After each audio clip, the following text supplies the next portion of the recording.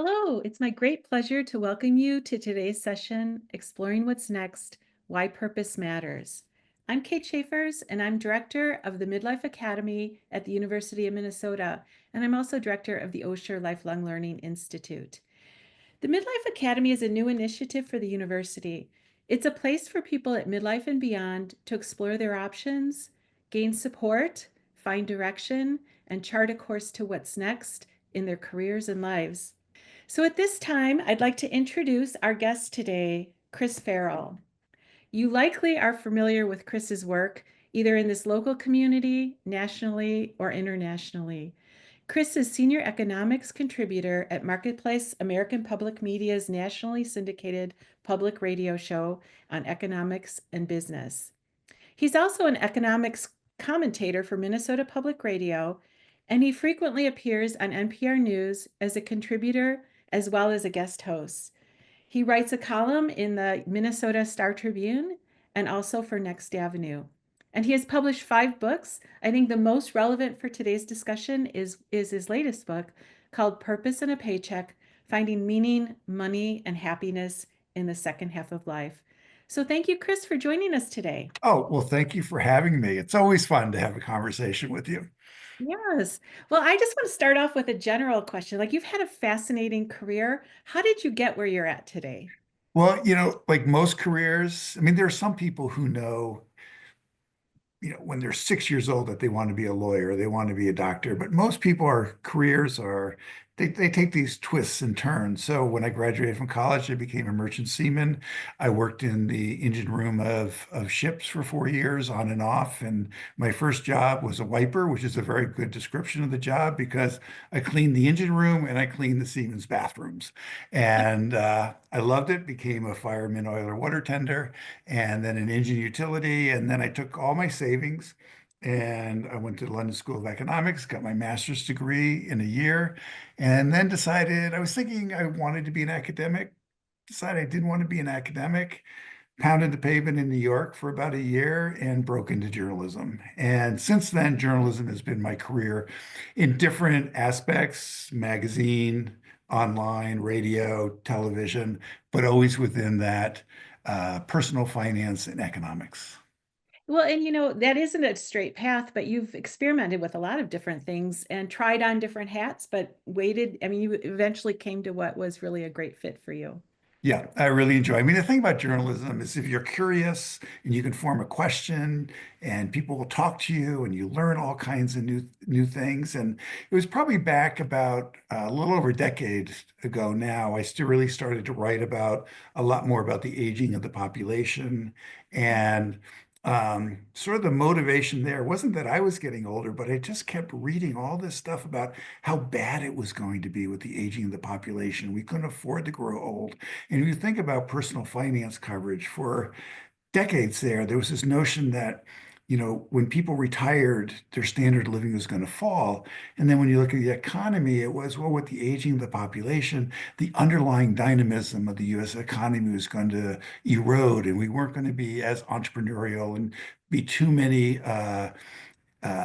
older people and not enough younger people. And I was always just sort of suspicious of that perspective and started doing research. And it turns out there's a lot of research out there that now more and more people are pulling together that comes up with a very different narrative, a very different story about aging and creativity and innovation and entrepreneurship. So it's been a fun journey, this sort of rethinking, being part really of a movement that you're also a part of. And the Midlife Academy is part of, rethinking, reimagining the possibilities with aging. Yeah, and we know that people are working longer. And so as we think about what's next, I think there's a lot of possibility to explore different kinds of options. Yes, I mean, one of the things I always think about is that statistic, which you probably know, which is that, of people born today and born to parents with a college education, they got like a 50% chance of living to 100. And that just really changes the way you think about a career. I mean, the notion of, you go to school, you get your education, and then, you find your career, and then you do your career, and then you save enough, and then you retire. Well, if you're talking about 60, 70-year careers, which is what we are talking about, down the road, well, then it opens up all kinds of possibilities of doing different things, trying out different things, using your skill and your experience in different parts of the economy. And so that's one of the things that I do a lot of work on. Mhm. Well, and also I think the world of work keeps evolving. And so the idea of we can learn and we can get our credentials and then it's going to last us a career is just not fitting. I mean, when I think about it, we didn't have email when I started my career, you I know. know, I yes. mean, and that's just one little piece, but the way we work really does say we need to continually grow and learn and pivot. And I wonder if you could talk a little bit about that. Yes, I mean, I think it's one of the exciting things about. There's this book you may have read, "Working" by Studs Terkel. It was written in the 1970s, and it's a very thick book, and it's wonderful, and it's just interviews with people doing different jobs, ordinary people. The only person that was famous, I believe, in the book was Pauline Kael, uh, the movie critic. But everybody else is, and some of the jobs no longer exist, like elevator operator, right? And the introduction for everybody is really worth reading. He was a great interviewer. And what he said is what he learned from all these interviews is everybody has to earn their daily bread. They need to make an income.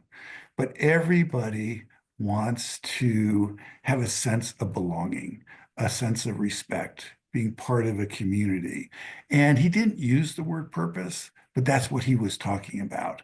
And that's kind of how I got the name for my book, which was Purpose and a Paycheck, because everybody always asks me, well, do people work longer because they have to or because they need to?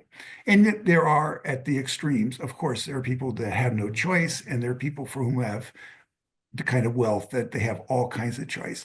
But for most people, it's the combination of the two, finding that purpose, finding that meaning, finding where you can make a difference, but at the same time, continuing to earn income because most of us haven't saved that much money for our retirement. Life is expensive. If you have kids, kids are really expensive.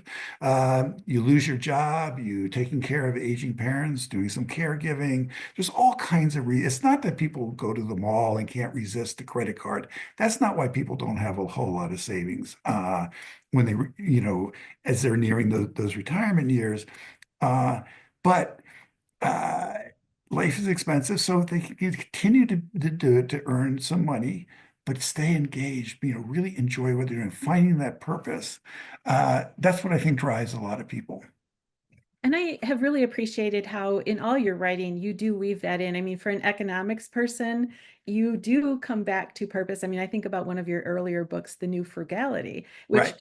talk quite a bit about, what is your giving strategy and are you building your financial strategy around that? And I think it's refreshing because I think for a lot of people, as they're thinking about retirement, and I know that there's people who are quite a ways from retirement on this, Yeah, as they're thinking about it, they think about the money, but they're not always thinking about these other pieces of, we need to think about what's meaningful for us. I mean, that what is the good life? that's right. And I think of, you're calling it the midlife academy. And as people do reach that midlife thing, a lot of people that I've interviewed that have made a transition. And by the way, as you know, transitions always take longer than hoped for and longer than expected, right? Transitions do take time. Um, but, and some people, they are thrown, this is what they have to do. They lose their job. The industry's hard to get another job. They're getting older, running maybe into low age discrimination. And so they're pushed into a transition. And then other people, they've had good careers. And it's not that they are rejecting what they've done. They've gotten a lot out of it. I remember I was did a story about this professor in North Carolina, and he'd been a professor for 20, 25 years, tenured, loved it. But he just found himself looking back now saying, but what else? What else is there? Am I going to do this for another 20 years? I love what I'm doing, but is this what else? And so he ended up going to Italy. Of course, he's a professor. He likes learning. Went to Italy and a couple other places, learned to make a pizza maker, and he opened up a pizza restaurant, which actually, he managed to make a go of it. And we know the odds are against it. But what always struck me how he said, it wasn't that I didn't like what I was doing before. It's that it was a time for me to find something else to do, a new challenge, a new engagement, a new way of interacting with a community, a different community. And I think that's also a story for a lot of people. Yeah. And I think too, getting back to that 100-year life that you mentioned, it's not unreasonable to think in your 40s, your 50s, even your 60s, that maybe you're going to reinvent and try on something new. And you've written quite bit about people who have reinvented, like this professor. Yes. And what you find out, there's a wonderful book where I recommend for everybody. It's by Lucy Calloway, and it's about how she, you know, tried to reinvent herself. She's was a long time columnist for the Financial Times, very successful Financial Times columnist, and becomes a teacher, a math teacher, in for the equivalent of what a high school, middle school, and high school students here. This is in Britain, and she at the end of the book, she writes with all her friends and said, "Have I reinvented myself? What do you think?" And she got some pretty honest answers back saying, "No, you haven't reinvented yourself, but what you have done is learned a whole lot of new things." And in learning those new things, and that's part of this book, where she talks about is a lot of the things that she thought when she was a columnist, teaching in an inner city high school, she had to rethink, she had to reevaluate. And so it really engaged her. And so I think what a lot of people are doing is part of what's exciting about this is figuring out, okay, what are my skills? Not what's my job title and not what is my career, but what are my skills? And what's my experience? And then how might I take those skills and that knowledge, that experience, and take it to another sector of the economy? Maybe you've been in the private sector and you want to go to the nonprofit sector, or you're in the nonprofit sector, you want to go into government, or you just want to or you want to become what so many people are doing, self-employed or start a business, which is one of the big uh, positive changes in our society, really, over the past 30 years or so, has been the realization that with knowledge, with experience, you actually have a lot to offer as a self-employed person, as an entrepreneur. And we are seeing a lot of activity in that area. Yeah, and people who are, have been in the workplace 20, 30, 40 years, I mean, they bring not only all that experience and knowledge, but also their networks. And so it provides Yes. the opportunity to be more successful because they're building on a lot of strengths that they're bringing to the table. And I think that's one of the things that it is really worth emphasizing is that the most valuable asset that people have when they're thinking about transitions is their network. And also finding people who are in similar circumstances. So you think, like with the Midlife Academy, the people who are listening to this webinar, finding other people who are also going through the same process and trying to think about. But your network is so valuable because they know you. And so they can really help you think through what are you good at? What might you be good at? And then they can also help you. 75, 85% of all jobs don't come through the algorithms, don't come through the online portals. They come through some sort of second, third, sixth degree of separation where somebody will say, well, you should go talk to this person, or you should, look at this organization. So your network is really incredibly important to help you think through what it is that I want to be doing next.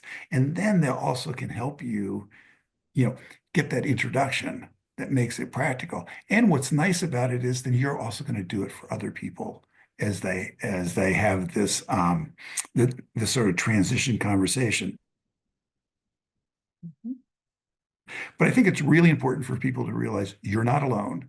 You're not alone in this enterprise, and you do want to have. I'm sorry, I'm going on long here, but when with UMac, one of the things that there's this like what you're doing, and there's a number of other universities have programs like this, thinking about out in Denver, change makers. And what everybody talks about is talking to other people.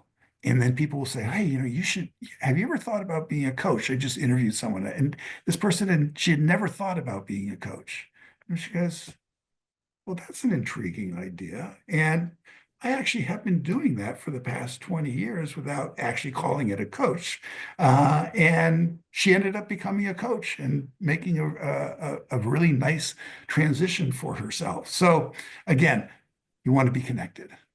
Well, and I think too, a lot of times we get stuck if we stay too much in our heads. And so I think that is the other value of having in your network or having people in your life that you can, bounce ideas off of, think out loud, get people to reflect back what they're hearing, and also to come up with maybe some fresh ways of looking at what's possible. Yes, because one of the things that, and we all do this, you're trying to think about what else could I be doing? And but actually have a very narrow view of what that might be. And that you're absolutely right. You want different experiences. Because one of the things that's really struck me is how creative people are in coming up with a life that works for them. So this one couple that I interviewed, now just to be full disclosure, to me, this would be a nightmare as a career. What they true, he was a pharmacist. She worked in the library, and they just wanted to make a transition, live a different life. And so they ended up buying an RV, and they bought the wrong one. The first one was too small, ended up RV. But what they created life was they worked 6 months of the year out of Yuma, Arizona. He worked as a pharmacist because there was demand, and she would find a job like at the local library. And then they would do 3 months with this group. It's Habitat for Humanity, but they are all in RVs and they go around the country.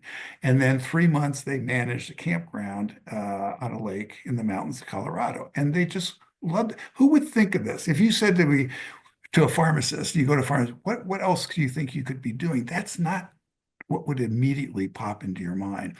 Or someone that I met through you, and she was in the construction industry. She gave talks on sustainability, and she'd done it for 30 years. She loved it, but she needed something new to do and something different. And so she now is working at the the Minneapolis airport, and she's the person that if there's trouble going on at a desk and everyone's getting upset, she comes in, she deals with it, calms everyone down, solves problems, and she loves it. But as she said over and over again, that was not even close to being on her radar screen. But by talking to people, getting to think about what do I really enjoy, she realized she likes problem solving. She likes the air travel. And she ended up working with this incredibly diverse workforce, which she really enjoyed. Again, the creativity of people is remarkable, but it takes time to get there. Yes. And I also remember too, so one of the values she had in this life stage was she also wanted a job that she could go to and then leave. So she That's right. wasn't bringing work home because she traveled all the time and was constantly playing catch up and was working a lot of hours. So she wanted to work hard, but she didn't necessarily want to take work home. And that ended up being just, it checked all the boxes on her skills, her Yeah. values, and just also where she could contribute. So I think that was a wonderful career reinvention story. So I think this, thinking about purpose Mhm. during this whole process is incredibly important. I mean, we all have gone through periods where sometimes you just need an income. That's the most important thing. That's what you got to do. That's your responsibility, of course. But as you're being thoughtful about this and you're in midlife and you want to be making a transition, it's about finding that meaning. It's about finding that purpose, that purpose. Why do I get up in the morning? And, what gives me that, hey, it's another day and I'm going to go do this. You really do want to keep that meaning, making a difference, purpose in mind. So I'd like to take a little break and let's invite our two other Oh, guests cool. here today. We have Courtney Burton as well as Megan Voorhis, if you want to share your screen. And I'm sure you both have been in the background just thinking of about a lot of things, but just very briefly, Courtney Burton is a coach and a leadership coach. She's worked with a lot of clients at Midlife and Beyond, and she is going to be teaching the Midlife Academy's first course that we're offering this spring called Jumpstart to What's Next. And Megan Voorhis is also a coach and an organizational consultant, and she will be teaching Cultivating Purpose in the fall. So, welcome, Courtney and Megan. I just want to open it up and just say, is there anything from this conversation that resonated with you that you'd like to share? Courtney, would you like to go first, maybe? Yeah, the whole conversation around how important our community is and our networks. It's so easy when you are implanted in a large organization, for example, and you forget to cultivate those relationships. And then when you need them, there's sometimes you could be in a catch-up phase, but one of the things I learned was the importance of actually nurturing the relationships with people who I know really have my best interest at heart, and I have theirs as well. Doesn't have to be a large group, but you want it to be a meaningful group of people for yourself. Great point. And how about you, Megan? I think what resonated most is just, Chris, as you've been describing different people's stories, it's like, oh, that's me. Oh, wait, that's me too. I was one of those folks 5 years ago. It's like, I am doing great work and it's not what I meant to do anymore, and what needs to change, and kept thinking about that. But it's hard to shift when you have kids and I had elder care and you're working full time. Like, where do you find time to make those changes? And then had a cancer diagnosis, which is not the kind of wake up call you want to have, and COVID. And then it was like, all right, I actually have to make space, and I'm going to have to do the really scary thing, which financially I wasn't really in a position to do, and just leave and create space for the next thing. I knew I could get work if I needed it, right? But it's like, how do I make space? And now I'm one of those self-employed entrepreneurial folks. So I guess I fit in a box. Well, you bring up a good point, Megan, of just, sometimes we're forced into some of those changes. I mean, we may yearn for them, but we get a little nudge with it, and that it's not always easy. Yeah. So I And don't just know. say, because with lots of questions, it sounds like people are struggling, and there's lots of opportunities at this time of life too. And I think there's a lot more support these days for folks to sort of figure out what's next. Yes. And Courtney, you reinvented yourself as well. I did. Something for people to consider is, have you had a hobby or something you considered a hobby for years that maybe is an opportunity to be more than a hobby? So when I left my sales job in 2018, end of 2018, it was to pursue what I had considered a hobby for 30 years, and that was being a jazz vocalist as a potential, like, well, what could I do with that at this age, in this stage of life? And I am so glad I took that leap. It's opened up a whole different way of self-expression for me. And I had what I would consider dual careers my entire life. Well, why wouldn't I do that in my encore careers? It just seemed like a natural flow. Mhm. And it sounds like too, I mean, one way I've heard that described, Courtney, is like a portfolio career, or like Yes. you're bringing pieces together, and it may not necessarily be like one full-time job. I mean, you may be doing Mhm. full-time work, or even maybe less than full-time work. I mean, that's an Exactly. important part of it, but it's piecing together these pieces of you. And Megan, you're doing that too with your consulting and your coaching and, your teaching. I mean, you've got a lot of those portfolio components too. Yeah. Yes. Well, I wonder if we want to open it up to some discussion questions. And I think Sure. questions can apply to any of us as we're thinking about it. So, Grayson, do you want to maybe kick us off with what you're seeing in some of the Q&A? Sure. I think the easiest one to start out with is just restating the book that Chris, you and Kate were discussing. And I can place that in the chat so that everyone has that information, and then we'll go from there. People are Oh, asking about the Galloway book. the Lucy Calloway book, and I'm blanking out on the title. I can do I a, think maybe, is it Re-Educated? yes, that's it. Thank you. Perfect. I Thank will you, place that in the chat. Grayson. Um, so I think this is a great question about, we're talking about purpose. How much of a coworker camaraderie is part of a person's purpose? Because it seems like coworker camaraderie is on the decline. So many people are in hybrid environments or online. What are your thoughts on that?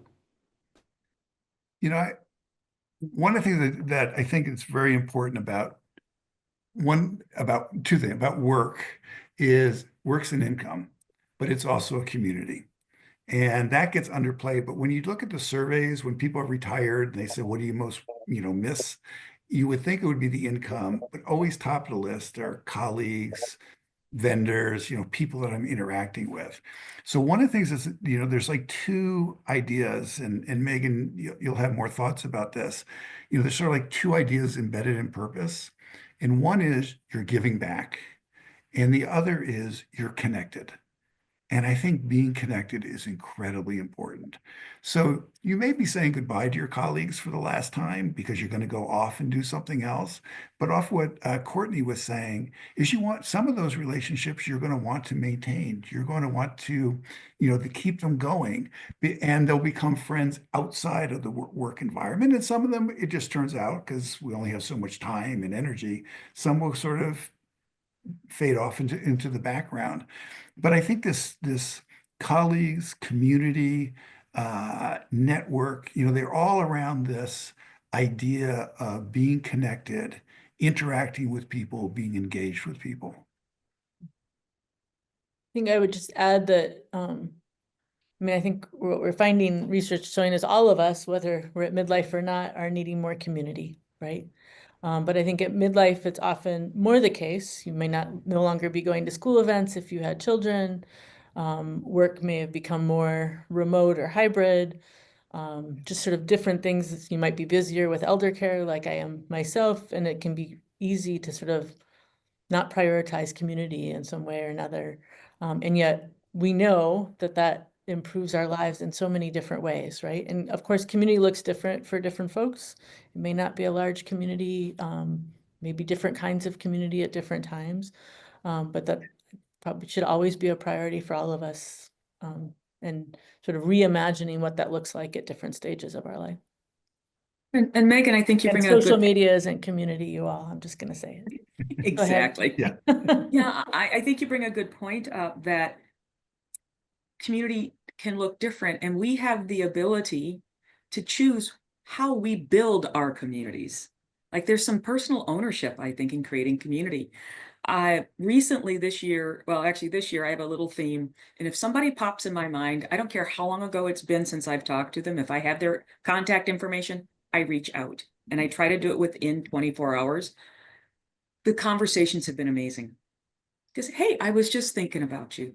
Because as much as we may be isolated by what's going on in our lives, caregiving, job, whatever it might be, other people are too. And just that somebody reaching out can make all the difference. There are people that I met during, for example, my coaching training, those things that it's all remote. And there were 3 of us going through a very similar caretaking journey with our parents. And we made a point to every other week or so, we have at least a 45-minute Zoom call. And it's been an invaluable lifeline as all 3 of us go through this, because now we're exchanging information. Oh, did you know about this resource? Did you know about this to help us get through? Did I see that coming in 2019? No way.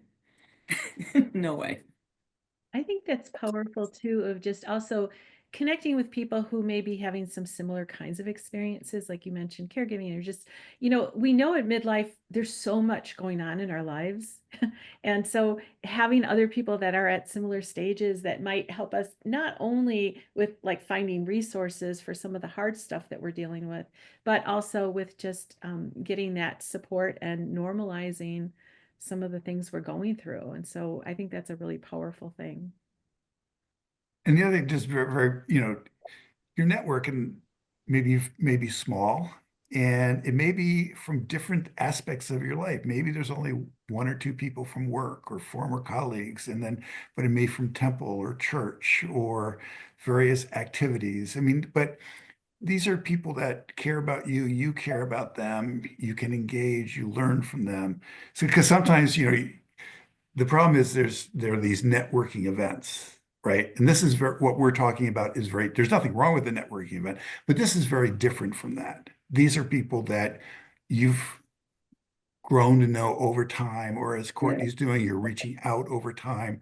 I mean, one of the things that always cracks me up, if, the idea of reaching back in some of your former college roommates, if you went to college, and call them up and say, what did I say I wanted to do? How did I say I wanted to make a difference at 3 o'clock in the morning when we're talking about life? And they'll remember and they'll remind you. Although they tell me to open a bookstore, and it's too much. Well, you don't have to always accept their ideas. But look at the themes that came out of that, though, right? Yes. Yes. And when you look at just some of the data on how people find jobs, I mean, we know that your networks are really important for that, but it's usually not your friends. It's your friends of friends or your close network, but it's the people your network knows. So it's also getting out there. And Courtney, I love the way that you frame that of if you're thinking of someone just reaching out, like, take that leap, do it, because we do get into habits of just saying, oh, I wonder what's going on with this person, or I wish I were more connected to people from our lives, but just do it.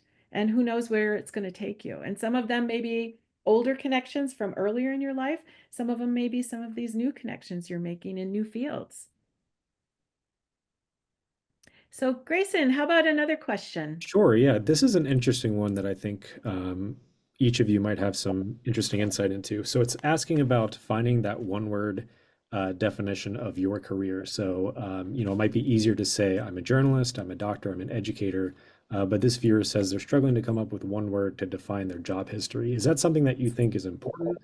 What would you say for somebody that's had multiple jobs over their whole career? So I think, and curious what you all think, but to me, it's not so much one word, but it's is there a thread? I'm in the communications business and I talk to people about various things. So I am a journalist, that is my career. But a lot of what I'm doing is trying to take complex ideas, translate them so that a mass audience can understand what might be being talked about by experts over here about something. So it's if we're trying to sort of narrow down, it's like being able to communicate, being able to translate. So I don't think having one word is that important, but I do think you do want to kind of narrow it down. So that's a good exercise, but it's sort of getting more at what is it that I'm doing as opposed to what is my occupation. Mhm. I'll add, so I've had kind of a portfolio career over the years too, and I've gotten involved in a lot of different kinds of things. And I was working with a LinkedIn expert who just bluntly said, I don't get you. Like, because I had all of these different kinds, like I had some teaching and I had some consulting and, I was Girl Scouts, like I did a lot of different things. And he said, you need to find a thread here. Because it made sense to me. Like the things I was saying yes to made a lot of sense, but it wasn't coming through because it looked like I had all these different kinds of things.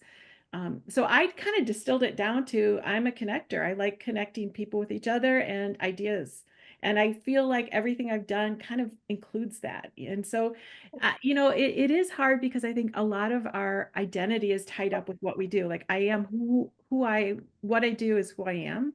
And I think it's easy to say I'm an engineer or I'm a doctor because then everyone has a mental model of what that is, even though it may not necessarily be the way that you're a doctor or the way that you're an engineer. But I think we have a society that puts so much weight on that I think sometimes it's hard to use other words to understand what we mean.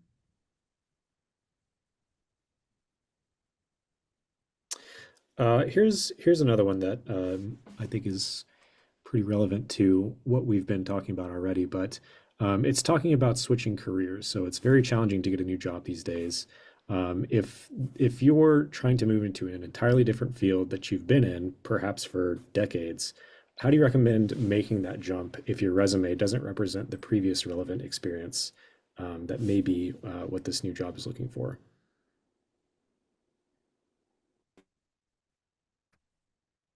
Chris, do you want to take that or you want me to Sure. go? Just started off with a couple of ideas. I mean, one thing I would do is talk to people who are doing what it is you want to be doing.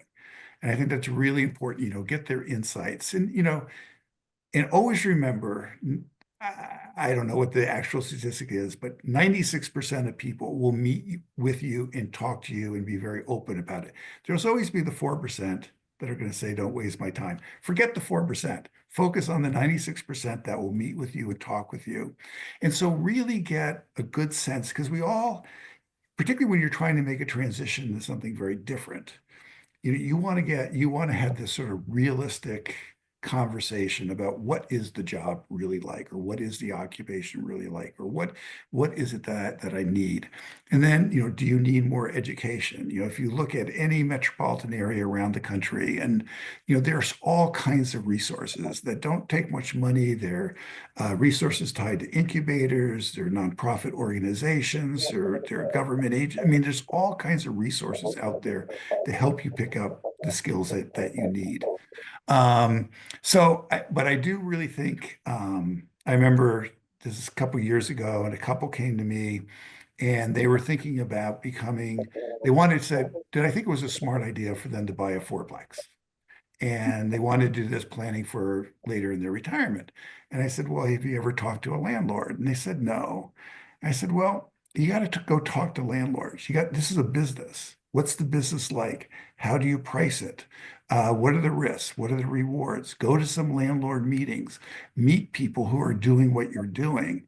And then what you'll end up doing is also learning how to present yourself, how to talk about what it is that you want to do, even though it's not necessarily in your resume. And I'll add to that too. I think it's okay to try things out in little ways, like do little experiments, because it's hard to know if you're really going to like something, and to invest in retraining or going back for a degree and then find out maybe it's not a great fit for you. Instead of doing that, like I'll give an example. My daughter, when she graduated from college, she had a degree in marketing and anthropology. And she did not want to go into marketing, and she didn't know what to do with anthropology. So her initial thought was she'd get a master's in education and become a teacher. Well, we kind of talked to her about that. Like, okay, is there a way you could see if you really like teaching? Like maybe substitute teach? Get yourself in a classroom, see what you think of it. So she decided she was going to actually do a whole year of exploration. She gave herself permission to take time out and really just do these short-term jobs. She worked the state fair. She worked in production at a TV station. She hated that one. It was very high pressure. She worked events. So she just kind of started taking these like short-term gigs, including being a substitute teacher. And she realized that, that wasn't for her. And I think she would have just kind of said, I don't know what I want to do, so I'm going to get training. She might have decided it was a great fit, but she would have been informed going into it. And I think, for the rest of us, if we think about things, can you volunteer your time trying something out? Can you shadow someone? Can you get on a special project at work that might give you a little bit of a sense of what that direction might be? To not quit your day job, but just try to experiment a little and see if this is something that you really want to pursue. Courtney or Megan, do you have any thoughts about that? Not beyond what the two of you already said. And it sounds like to have some courage, like, I mean, both of you did. I mean, it's just like, I wonder if I like this, and then just taking a risk and seeing if it works. Well, and I think that there's ways to set yourself up for a calculated risk, right? It doesn't like how do you get that information or those insights from others about what they do and how that works in a low risk way if you're fairly risk adverse? I mean, one of the reasons I didn't pursue music at the beginning of my work life is because I have a fairly low risk tolerance. A lot of people would think that's strange hearing that from me now, but in my 20s, it was like, oh, I need to take the safest route possible. That's how I was wired. I knew that about myself. I also think when people talk about my skills, I don't have skills. I like to really take time with clients to explore if this is the kind of position that you want, what are the skills that position has? Have you demonstrated them, but it's in a different way than that job might look? Because as we get older, as we've said in this panel, you bring a wealth of experience and knowledge and wisdom to everything that you do. And sometimes it's a matter of reframing it for what it is that you want to pursue.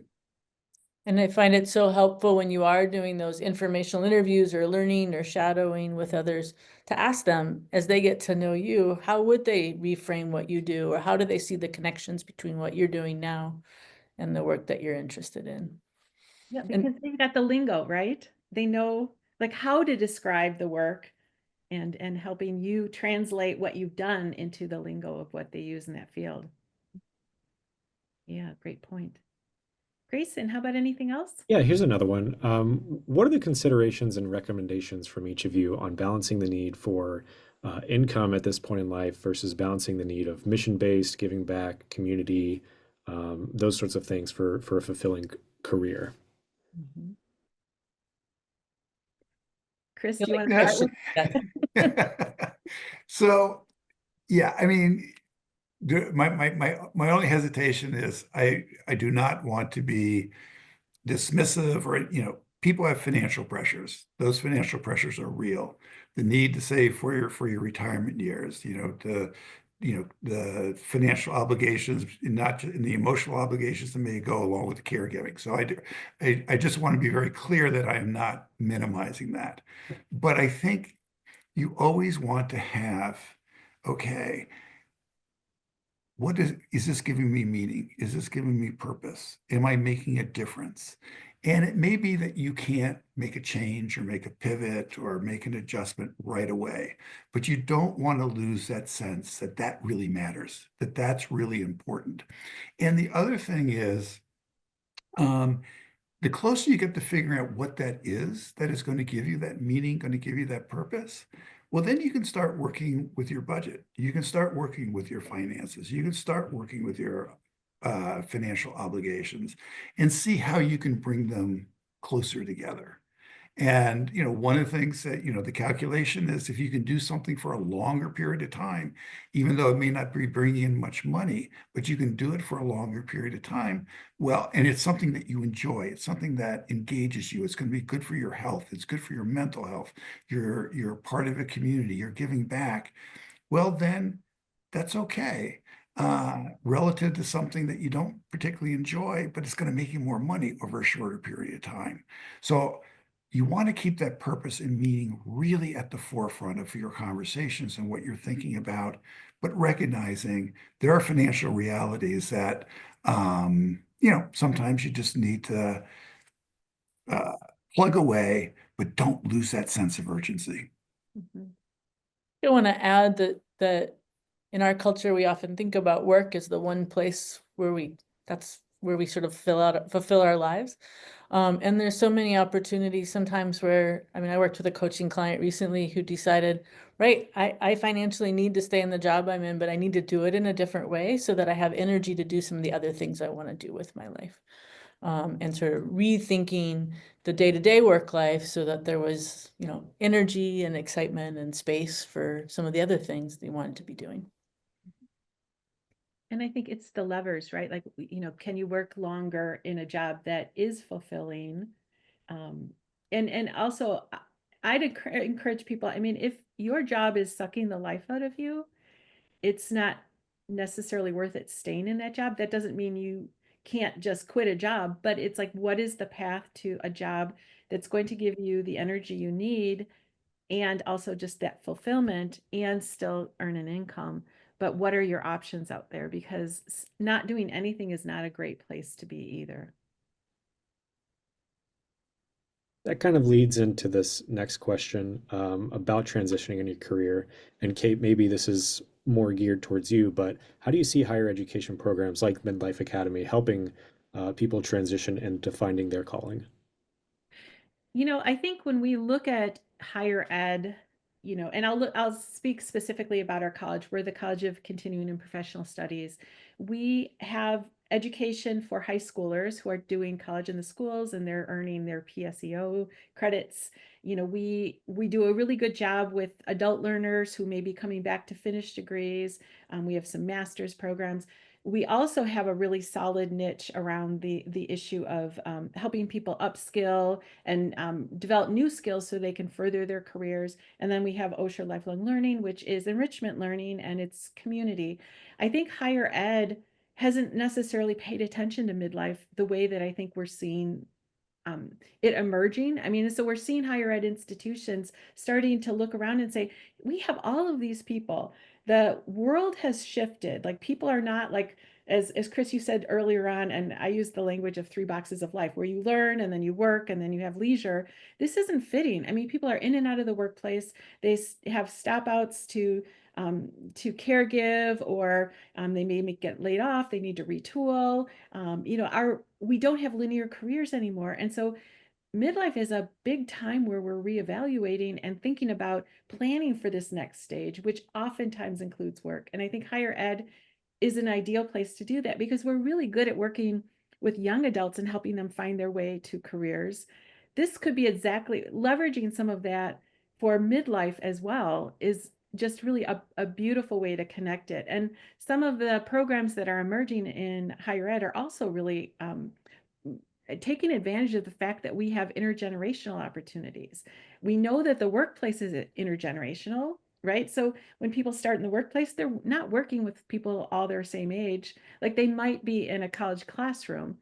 So all of these opportunities to connect, older adults with young adults, in meaningful ways that go beyond, just the classroom, and helping people prepare for the workplace, I think is all really important. So that's a long-winded way of saying I think higher ed really is ideally suited for this. We have the expertise, and we have, we have the systems in place, and we just need to kind of use that lens of what are the people at midlife dealing with and how can we help them. Institutions change slowly, and there's a lot of experimentation going on around the country, as you know, trying different ways of how do we just what you're talking about. And I think so. This is a forecast, but I think in 30 years, right now, you go to most college and universities, it's dominated by younger people. I mean, there's the undergraduates and undergraduates. It kind of peters out, after age 30. But I think in 30 years, when you go to a college campus, any college campus, they're going to be multi-generational institutions. There will not be a dominant generation. As people live longer, as they have different interests, as they go in and out of the workforce.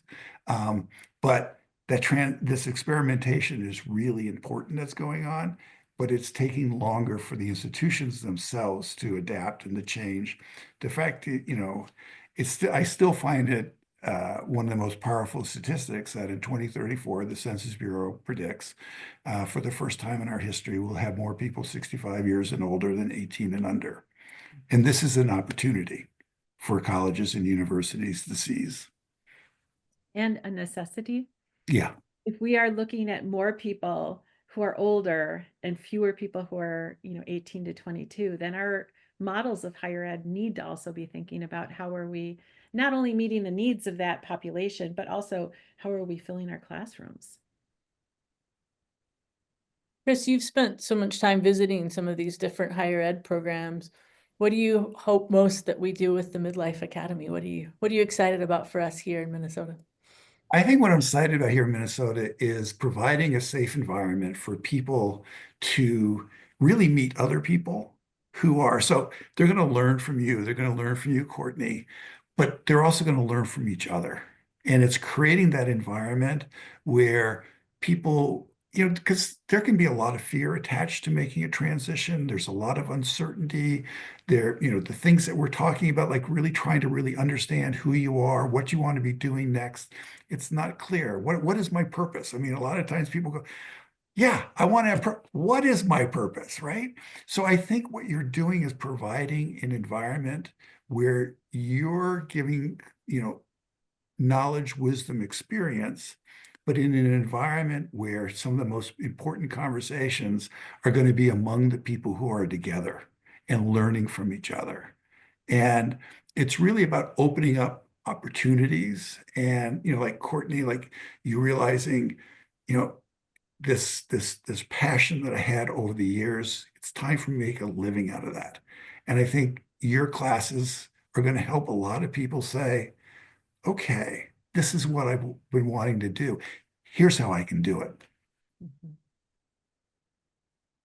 And I think, Kate, if we have time for one more question that I think is great, driving off the point that Chris, you just made about how do you get past the fear of taking that first step? Sometimes people might be in their career for 20, 30, 40 years, but they're looking for that change. How do you get past that fear? But just to quickly, this is where I think things like the Midlife Academy become really important. You're not alone. You are not, your fear is real, your fear is rational. There's nothing wrong with being afraid. But if you're around other people who are also afraid, you begin to realize, hey, this is a journey that we're going through together. And it doesn't mean that you're not going to be afraid, but I think it means you then have uh, the backstop, the support to take those next steps. I think also too, we tend to be better at recognizing what we don't like than what we do. And so it can be scary to take a leap if we're not sure what the outcome is going to be, or if it's even the right thing to do, or can we actually make money doing something, or, there's a lot of fear that goes around with that, but it's also, with not knowing, if it's a good fit, it's scary. And so getting some support, to experiment, to talk to people, I mean, to be more informed about it, do those informational interviews can also really help. And in general, I find with my clients who are going through major life transitions like this, just stepping back, getting very clear and grounded again in who they really are, past a lot of the trappings that we put on ourselves, like, well, who was that crazy 9-year-old? What was she like? What did I love about her, right? And bringing some of those things back to who you are now with the experience you have takes a lot of the fear out, because then from that place, you can start to make a realistic plan of action with, maybe like me, risk adverse somewhat, right? Plan A and plan B, always have both, right? Like, what if this works, and how can I play with this? And if this doesn't happen, this is the other probable outcome. But to be able to do that inside a community is it's a beautiful thing to have people in that shared experience with you, having those conversations.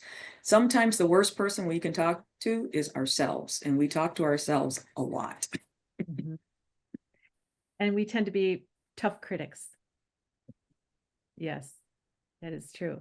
And I will say too, part of, why we were so excited about both Courtney and Megan is that you're both, not only are you wise people who bring a lot of expertise, but you're good facilitators. You ask good questions, you listen. I mean, so all of those things that I think is essential as we look at trying to build a community where people can, have these conversations and really think out loud about what's going on in their lives and what their hopes are, and, how they might be able to take some steps to get there. So I think we have time for one more question, Grayson. Sure, let's go with this one, and we can kind of talk about the Midlife Academy a little. We've had a few questions about what do we define as midlife. This one viewer put in the chat a quite humorous response. Long ago, when my partner referred to being middle-aged, I indignantly responded, "I'm 31 years old," and his reply was, "How long do you expect to live?" I kind of take that personally as a 31-year-old. Hopefully, I'm not at the midlife. But I'm wondering, what's the definition of midlife, and who should be looking at this, thinking about this? Is it something that, all ages really can be thinking about? Just your input on that. I think this one's for you, Kate. Midlife, again, there's no like hard and fast, like you have officially entered midlife. But I think from a theoretical perspective, we tend to look at midlife as being somewhere mid 40s to mid 60s, where, there's times, where you're having some common experiences. I will say, the whole concept of adolescence was socially constructed. Like, before 1900, we didn't call adolescents, teenagers. We just saw them as adults, when they got to a certain point. And then as we started conceptualizing that, we started understanding more that there's more to it than just an age, but there's a life stage and all the complexity that goes along with developmental life stages. And there's a lot of thinking, including Phyllis Moen, who's at the University of Minnesota, who's talking about this new life stage, which happens, at midlife, as people start moving into what's next. And she calls it encore adulthood, where it's, a time of opportunity, but we don't have a lot of language around that. We don't have a lot of institutional support around navigating the changes that people go through. And so I do think it's a fuzzy idea, but I think we think about it as people are shifting out of what was maybe important in their early lives, their early careers, and into getting ready for the next phase of life, which could be, career direction, it could be life changes. So moving into a life stage that is past maybe where you were building a career or focused on a career. And there's characteristics around midlife that have to do with, this desire to be authentic, this desire to focus on what's important to you. It's almost, some people word it as, moving from success to significance. Like some of that, I want to be doing things that are important to me and what I value, and what is the legacy I'm going to be leaving. And and so there's some psychological shifts that happen, I think, in this life stage, but it's generally thought of between like mid 40s, mid 60s, and some of us are late bloomers and some of us are early bloomers. So I don't think it's a hard and fast. But I do think there's some distinctive characteristics at midlife. And I think that's kind of what we're talking about here today. And part of it is you have a certain level of knowledge, a certain level of experience. You both life experience and work experience that you can build on. And do I want to build it on continuing the path that I'm on, or take this knowledge and experience and make a shift? Yeah. And I think too, and maybe there's also windows of time where maybe we have a little bit more freedom in our lives. If our lives are full of, raising children and earning money, which for some people, if you have children, that's going to be a life stage that is pretty all-encompassing.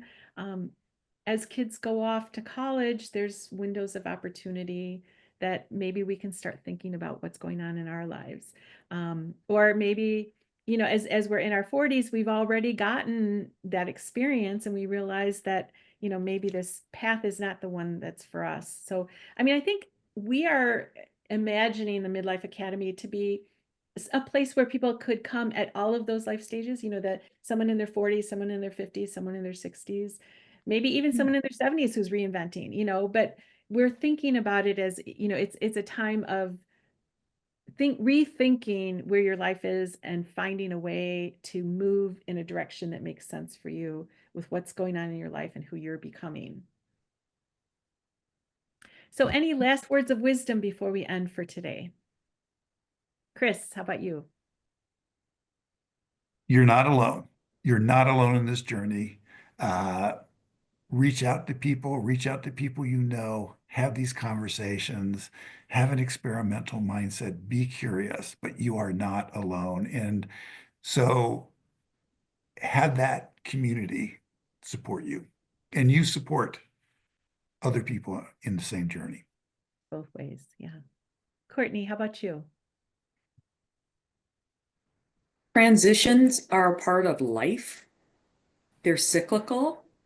And when we can kind of name where we might be within that cycle, I think it gives us a place to ground.